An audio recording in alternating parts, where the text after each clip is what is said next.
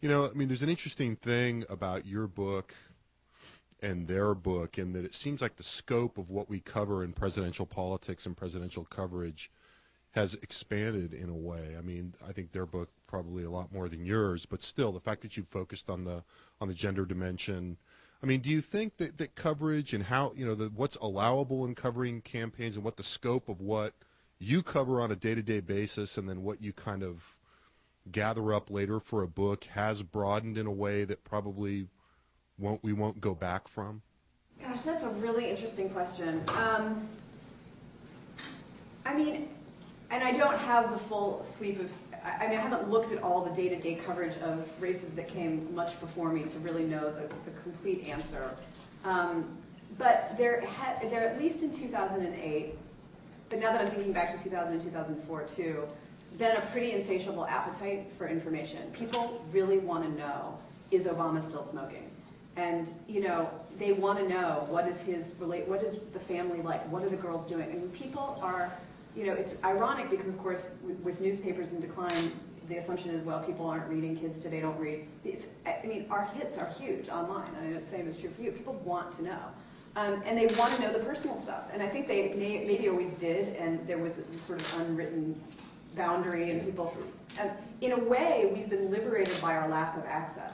I think there was a time when, you know, reporters spent so much personal time with the candidates that they knew that X, Y, or Z would be off limits. Well, you know, we don't get to see them ever, and so nothing is off limits. And, you know, we've actually at the Washington Post had to draw this line around the girls, the Obama girls, because we know a lot about them. They live in our community and they go to school in our community, and, you know, we've had to not report on a lot about them that people would just love to know about them. But that is the rare instance when, you know, their restraint is expected.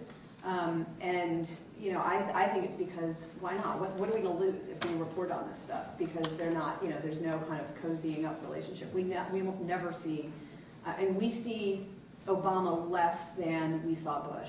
Obama gives more one-on-one interviews and talks in public more, so you see him more. But in terms of how much we actually see the president, I mean, gosh, we used to go, Bush would, you know, have us out to the ranch once a year for a barbecue, and he would sometimes bring reporters in for off-the-record stuff, and he kind of liked being around reporters. Obama has a few columnists he really treasures, you know, Tom Friedman and the like, and so he'll have them in or to play golf, but there's not any kind of, oh, we should bring some reporters in for lunch today. He doesn't enjoy us in that way. And so which seems so weird. If you think about the hostility to the media that the Bush administration boasted about.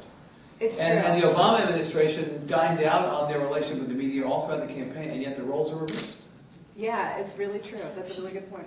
So strict. Is he still smoking? According to his doctor, yeah. And what's he just smoking? did, I don't know. What I want to know is, where does he smoke? I mean, where? He's probably standing outside the White House in the doorway like everybody else.